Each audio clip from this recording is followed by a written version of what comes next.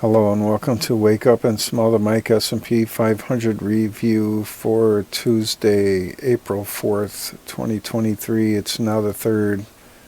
We start off in the S&P 500 daily chart in Demark looking back to end of 2021. I'll zoom into the current area now.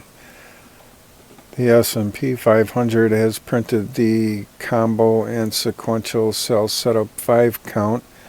And to negate that for end of day on the 4th, there must be a close below 4027.81 for the price flip to the buy setup count 1. The only level in danger of becoming qualified is the disqualified trend factor down 1 with a close under that level for end of day on the 4th. Keep going and get under the ongoing demand line, and that becomes qualified too, and then the trend factor down 2. The high channel 3 bumped up slightly, and price has been above it for 2 days in a row. That can go up to 6, I've noticed, and then it needs to get back under the channel 3 high, or the channel 3 high needs to get above price. But price can live above the channel 3 high for at least 5 or 6 bars max. And to the upside is the combo and sequential disqualified by TDST can be considered major resistance. It needs to get above that and then get qualified and confirmed, and then we could hit the 50% qualified and confirmed propulsion exhaustion up. Good indication of more upside. Then there's a ongoing supply line to contend with, and if that can at least become qualified, then there's going to be some resistance at this supply projection here, and then even more resistance up here at these 2 supply projections, and then the ultimate target in the short term, 43.1169 relative retracement disqualified up to. The ROC 1 ATR2 and PPO extreme chart shows the ROC 1 and the ATR2 really simmering down the volatility. ROC 1 is back in its neutral zone at 0.37, and the ATR2 has now had 3 or 4 days below 50 and inside its green neutral zone.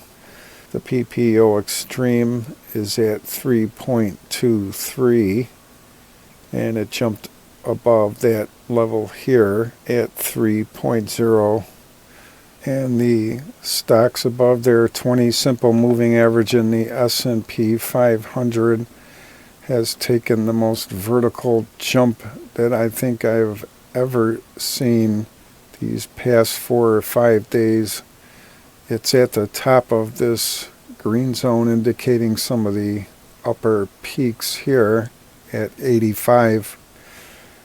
S&P 500 AD line jumped above this red dash support and resistance level here, and it's going for the resistance level here in solid red. You can see there was a couple of whipsaws, one here and one there, but for the most part resistance, and that's going back to the beginning of 2022.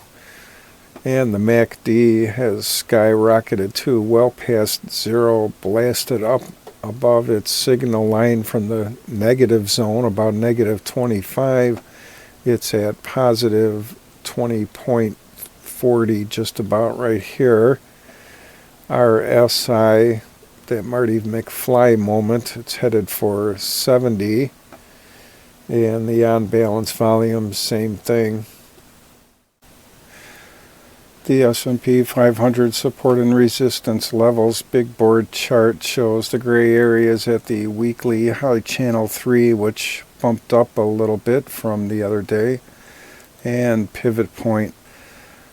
Price in the aftermarket hours for the S&P 500 at 8:51 p.m. on the 3rd is 41.20. So to the upside is the disqualified by TDST and R2 and R1.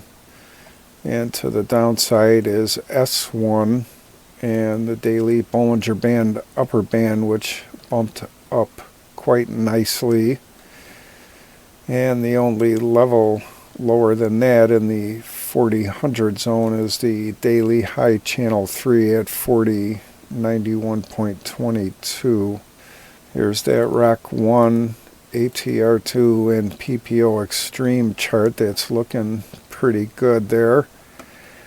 And the PPO level to the upside to beat is now 4.5% above zero, and the 3% area is target to the downside there.